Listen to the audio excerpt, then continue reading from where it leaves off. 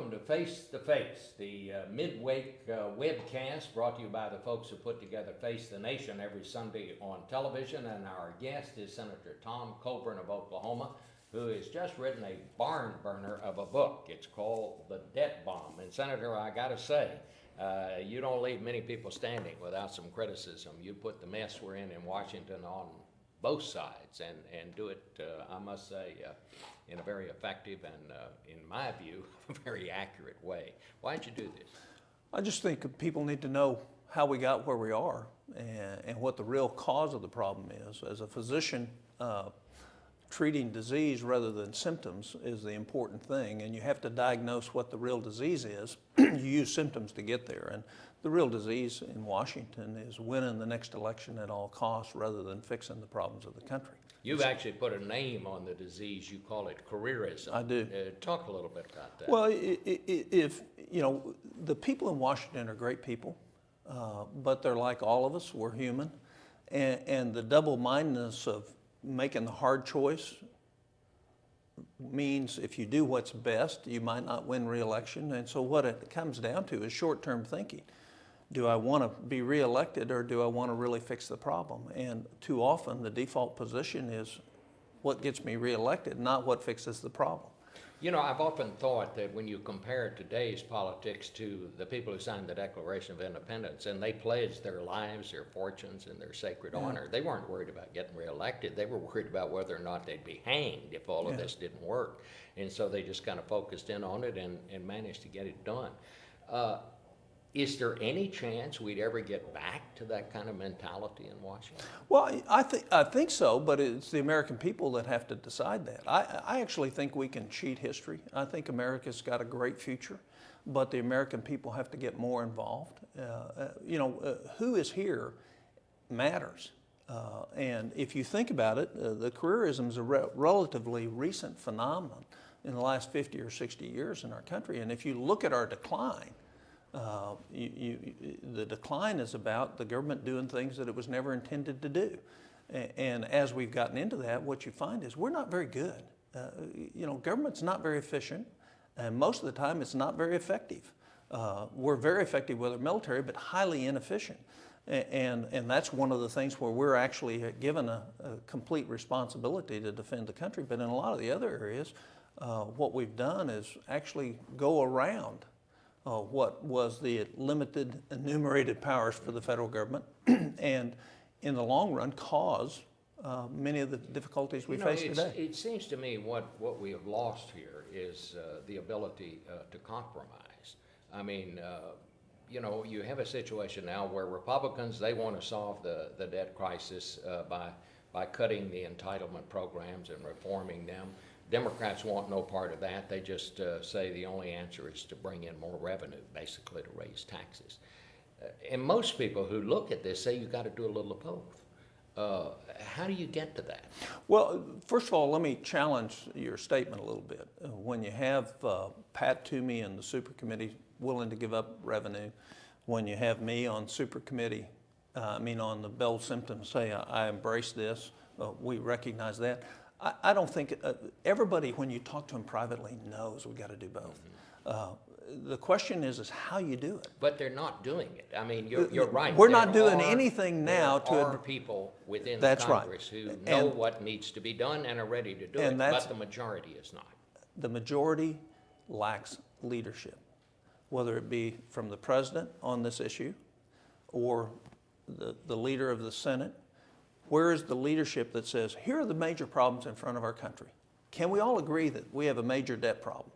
That if interest rates actually go back to historical records, we're talking about interest costs bigger than the Defense Department. I mean, that's what's coming, which most people, and I outline it in the book. If we can agree that the problem, America will come together and coalesce around a compromised set of solutions.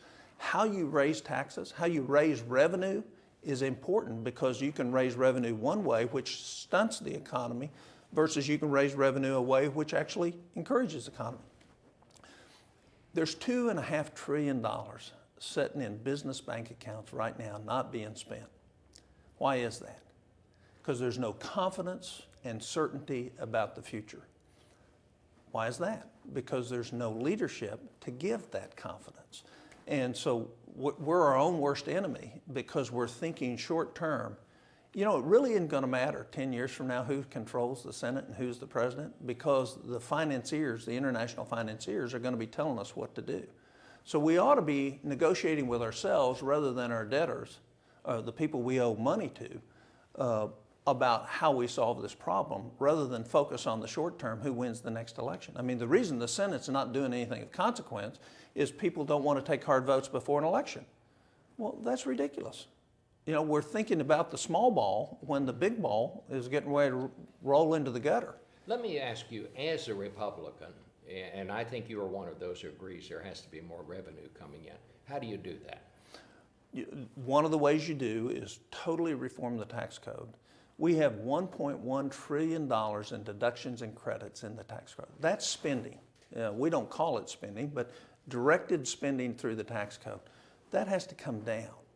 And as you bring that down, what you do is you lower the rates and broaden the base. I actually believe everybody in this country ought to be paying some taxes. I don't care where you get your money.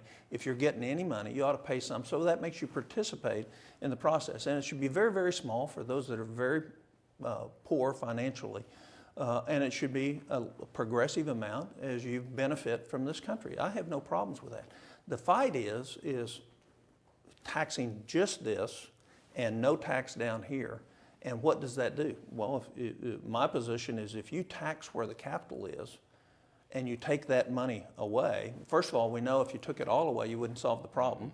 Number two is you eliminate job creation. And we need the machinery working. So we can get increased revenues. I'll never forget, 1986, Reagan was president, I was practicing medicine full time, and my taxes went up, and I was really upset. By 1988, I really loved it, because what had happened is everything else had grown. In that reform, where that was a bipartisan reform, we saw 4.9% average for 4.5 years of real GDP growth. Now that raised everybody's income up in this country significantly, plus raised significant revenues for the federal government.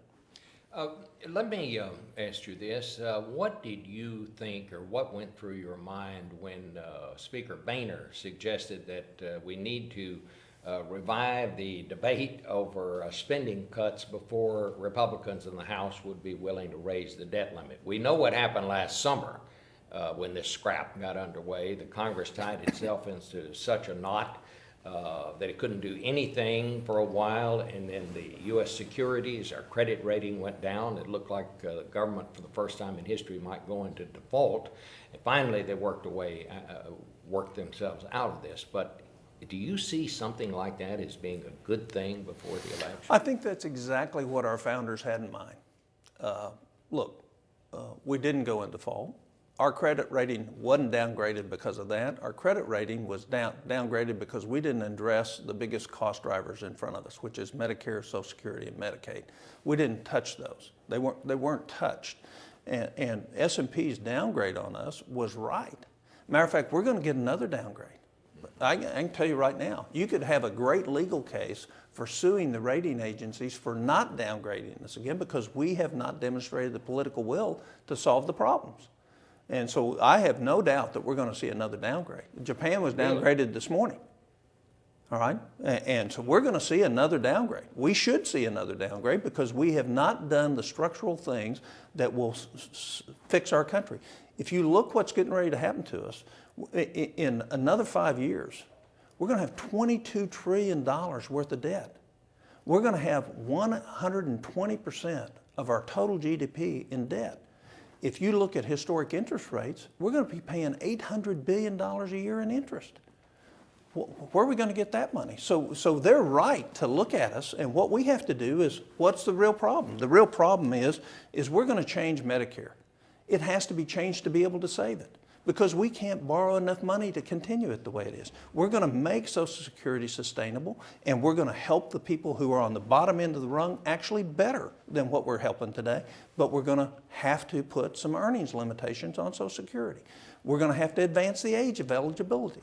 Those are all things people don't want to hear, but it's going to happen, because if we don't do it, our people who are loaning our money loaning us the money are going to make us do it. We're going to be like Greece. That's the point I make in the book. In 2 to 5 years, if we have not changed what we're doing, we're going to be in the same shape Greece is in today. And you wouldn't really say you think any of that's going to happen before the election, though, do you? No, but it should, Bob. But it should. And that's a symptom of the disease that's here, is why are we spending our time not working on the real problems of the country? Do we have the luxury of waiting? And I make the case we don't. Now, let me ask you this. At the end of the year, all of the tax cuts, automatic across-the-board tax cuts that were worked out as part of that compromise to go ahead and increase the debt limit, all of those things, those chickens come home to roost, and the Bush tax cuts run out. Mm-hmm. What happens there, and what do you think ought to happen? I think it all depends on what the results of the elections are. We have to reform the tax code.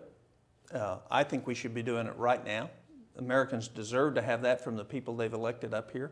It doesn't look like that's going to happen. So we're going to do that in a lame duck Congress where nobody's accountable. Maybe that'll be a positive thing. Maybe people will do what's in the best interest of the country rather than their party. Nobody knows what's going to happen.